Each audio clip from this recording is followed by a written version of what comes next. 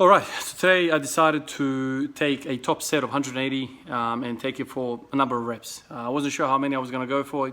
Back in my mind, I thought maybe I could do 5. After the third rep, I felt like it was enough, so I called it quits there.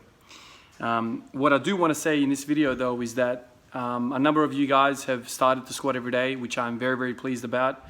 I think, you know, where my stance is, we squat every day. Obviously, I'm 170 odd days in now, so, you know, you could probably conclude that I'm a fan of it.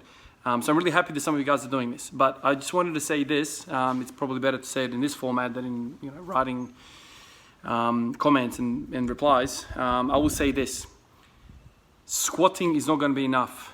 Take my word for it. If you just want to squat and squat alone with various different rep schemes and percentages and intensities and volumes, it's not going to be enough. I have tried several different approaches to this, and none of them have got me results that I was happy with. You will get good at lifting the current strength level that you have, but you're not going to progress if you just squat and that's all you do.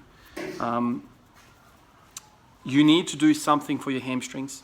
You need to do something for your core. Now, it's funny I say that because the squat, in my opinion, is the best exercise, and you will hit every muscle in the body, basically.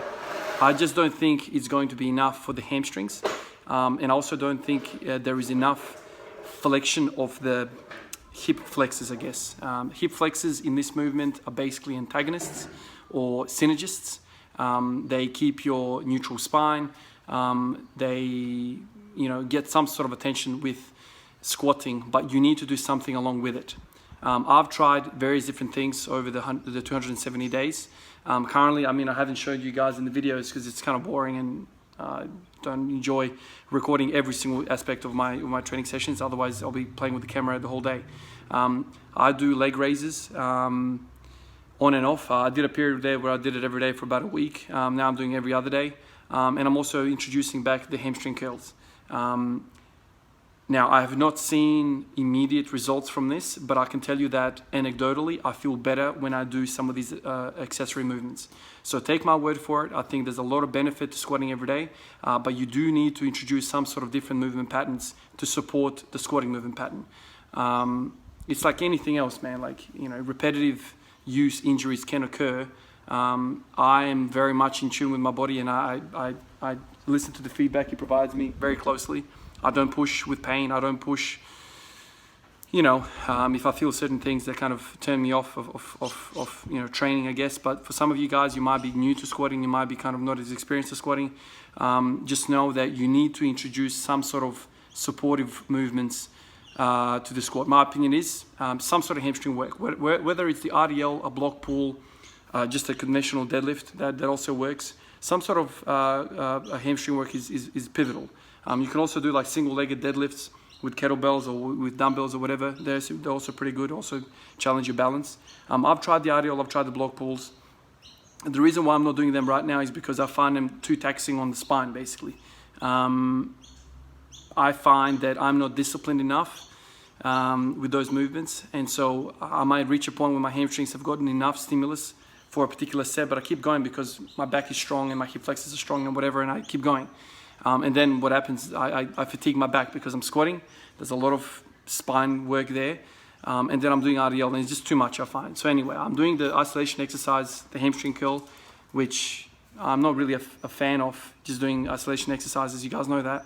But for this instance, I think it's really good because it doesn't do anything other than the hamstring. The squat hits the glute really well, hits the quad really well, hits, you know, all the core muscles really well. But it also, like I said, hits everything else. So I just want to hit the hamstring, and so that's why I'm doing that. I've made a video about this in the past. And when it comes to hip flexion, we know that the squat is hip extension, like you are standing up with the weight. Well, you need to do something that reverses that, where you're kind of like bringing your knee to your chest actively. When I've done that, I've felt better. So take my advice, I guess, with a grain of salt, because we're all different. But I just feel like I'm confident enough to say that you can't just squat for your lower body. You need to do something else. Also, if you're interested in, you probably are, in increasing your deadlift, you need to also incorporate, like I've already mentioned, some core or hamstring work. I haven't deadlifted now for a while, so I'm probably weaker in the deadlift. I've solely kind of concentrated on the squat. So if that's something that concerns you, you definitely need to do some sort of hamstring work, because as we know, the hamstring along with the glutes are your primary hip extensors, and the deadlift being the primary function of the deadlift is a hip extension. So you need to incorporate that sort of stuff. So in conclusion, don't just squat. It's not going to be enough. I've had some tweaks here and there, not fully an injury, but I don't think it's a good idea. So let me know what you guys are doing to combat some of the repetitive, I guess, muscles bouncing out, the repetitive use of the squat, if I'm saying that correctly. Introduce something that's going to balance out the system as a whole. You guys know that it's all about balance in the human body. You might have a kick-ass set of quads, but it's not going to be in full use if the supporting, guys are not going to, the supporting guys are not going to be strong enough to support the quads. Anyway, I'm harping on a little bit in circles now. So there it is, guys. Do some hamstring work, do some core work, and I feel like you're going to do a lot better in the Squat Everyday program. Catch you guys. Cheers.